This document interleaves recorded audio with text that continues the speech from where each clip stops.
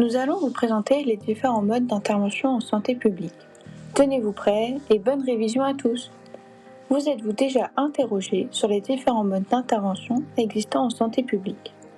Eh bien, en santé publique, il existe 8 modes d'intervention qui peuvent intervenir avant, pendant et après la maladie. Pour commencer, rappelons ce qu'est la santé publique.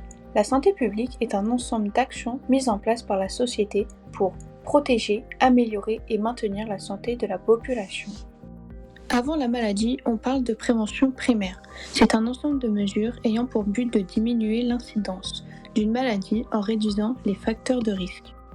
Elle consiste donc à informer et à agir sur les comportements à risque comme le tabac, l'alcool et l'alimentation. On peut prendre comme exemple le mois sans tabac qui permet d'aider les fumeurs à arrêter leur consommation pendant 30 jours. C'est un défi collectif qui permet de motiver les individus à participer. Cette action agit sur le déterminant comportemental.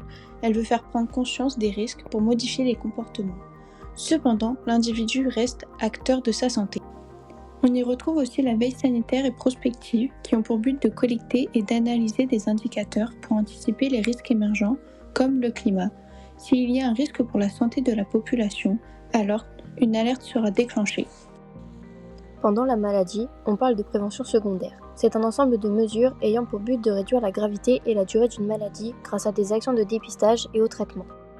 Elle correspond aux interventions mises en place au début de la maladie. L'objectif est simple, repérer la maladie le plus tôt possible dans le but de limiter la durée, la gravité et les conséquences.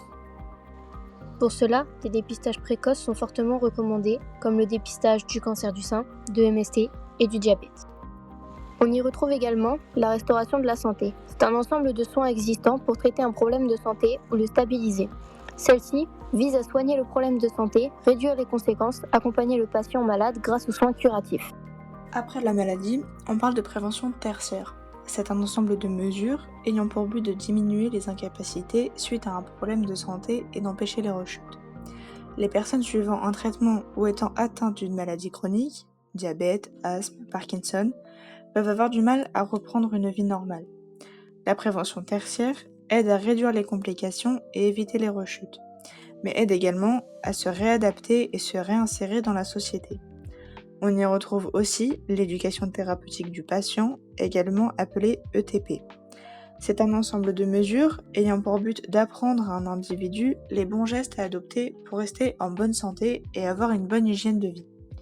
L'éducation thérapeutique du patient agit sur les maladies chroniques, celle-ci ayant pour but d'aider le patient à vivre au mieux avec sa maladie et vise à améliorer leur qualité de vie en apprenant les bons gestes. Saviez-vous qu'il existait des principes d'intervention qui agissent tout au long de notre vie?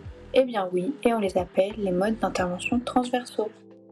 On parle tout d'abord d'éducation à la santé. C'est un ensemble d'activités ayant pour but l'acquisition de compétences et de moyens à un citoyen afin de préserver sa santé et sa qualité de vie. Celle-ci permet d'informer sur les comportements à risque, mais également de transmettre des savoirs ou savoir-faire pour permettre aux individus de préserver ou d'améliorer leur santé. Son objectif étant de laisser les individus être acteurs de leur santé. Les principaux acteurs de cette éducation sont les parents, les médias et l'école. Des actions sont mises en place pour faire comprendre et faire assimiler les comportements positifs pour leur santé. Mais attention à ne pas confondre avec la promotion de la santé.